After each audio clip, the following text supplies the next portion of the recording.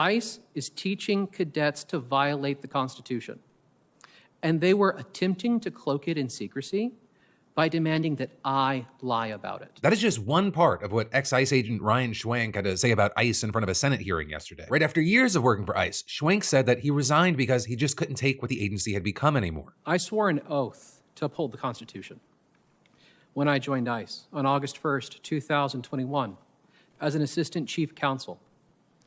I followed that oath for 4.5 years, working side by side with ICE officers.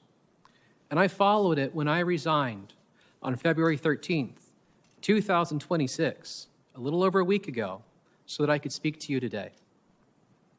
I am here because I am duty-bound to report the legally required training program at the ICE Academy is deficient, defective, and broken. According to Schwank, his experiences included blatant and secret instructions from superiors to train lower-ranking agents to defy the law and the Constitution. 5 months ago, I was asked to teach the law to new cadets at the ICE Academy in Glencoe, Georgia, where ICE is training its new, inexperienced recruits. On my first day, I received secretive orders to teach new cadets to violate the Constitution by entering homes without a judicial warrant. We've seen and continue to see these kinds of constitutional violations play out as the Trump administration has continued to expand ICE presence across the country. And actually, you had Schwank speaking next to Tiana Gibson Brown, whose husband, Garrison Gibson, was arrested after armed ICE agents beat down their door with a battering ram last month. With Garrison's wife speaking about the experience that led up to that point at the hearing, mentioning that the agents ignored Gibson's request to see a warrant. He asked them if they had a warrant.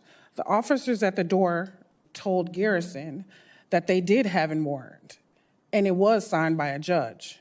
When Garrison asked to see the warrant, the officer simply ignored his request. We knew no one could just barge into our homes without a warrant. And 4 days after Gibson's arrest, a judge ordered his release, ruling that, surprise, surprise, agents violated Gibson's Fourth Amendment rights against unlawful search and seizure. And this is just one of the many accounts across the country where immigrants are fearing that even staying behind closed doors can't keep them safe from ICE. And Schwank even testified that refusing to perpetrate these types of violations would have cost him his job. On my first day at the academy, I was instructed to read and return a memo in my supervisor's presence, which claimed ICE officers could enter homes without a judicial warrant. Never in my career had I ever received such a blatantly unlawful order, nor one conveyed in such a troubling manner.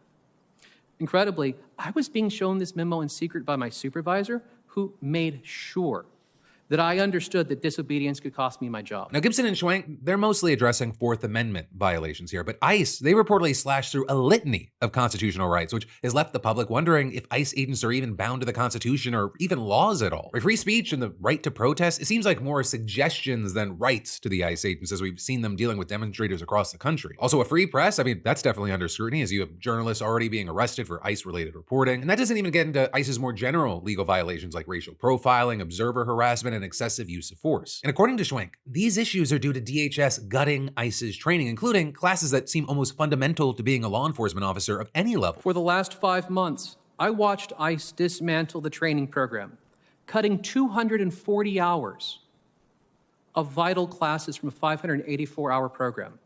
Classes that teach the Constitution, our legal system, firearms training, the use of force, lawful arrests, proper detention, and the limits of officers' authority. And so this could be part of the answer as to why we continue to see footage of ICE agents openly breaking protocol and often exacerbating existing challenges in their role. But also, why would ICE, who's allegedly meant to save us from dangerous immigrants, and I will say allegedly is doing a lot of work here, want to risk the liability of having untrained agents? Well, Schwank, he addressed that as well. Yet, in the name of churning out an endless stream of officers, DHS leadership has dismantled the academic and practical tests that we need to know if cadets can safely and lawfully perform their job.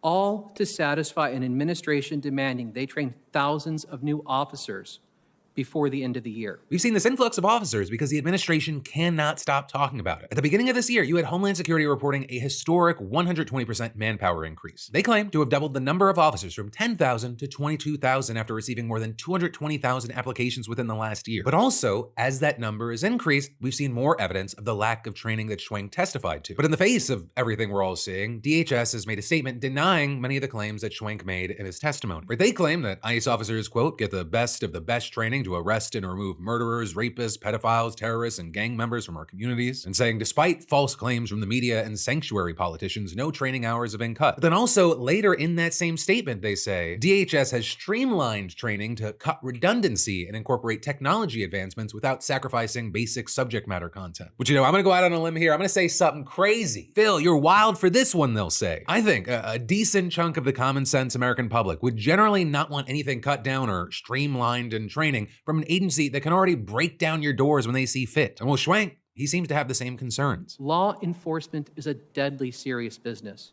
It is not a place for shortcuts. And overall, it seems like the push for more ICE officers has left the agency struggling to keep up with training, yes, but also accountability. As more whistleblowers like Schwank come out, it does make me wonder, what is this all gonna look like when the dust settles? Republicans like Steve Bannon have already sounded off about their concerns. If we lose the midterms and we lose 2028, some in this room are going to prison, myself included. Also, following Alex Pretti's murder, we saw a seemingly tense moment between Kristie Noem and Bovino. The two seemed to start pointing fingers as soon as the blowback from the shooting started, and both seemed to rest on the fact that they had simply been following orders from the president in their respective positions, though of course Bovino has now been relieved. Though also, I have to note famously, there was another group of law enforcement officers who were, quote, just following orders, and that didn't pan out so well for them. And so, with ex-ICE whistleblowers pointing fingers at weak training standards, volatile agents with seemingly few legal limits, and Republican leadership that won't make the appropriate changes, it seems like there's definitely legal questions to consider here. And while the president himself may have skirted the law so far, we've also seen real-time examples over the last few years that he's gonna look out for number one. So that luck, it may not go for everyone else. For Trump,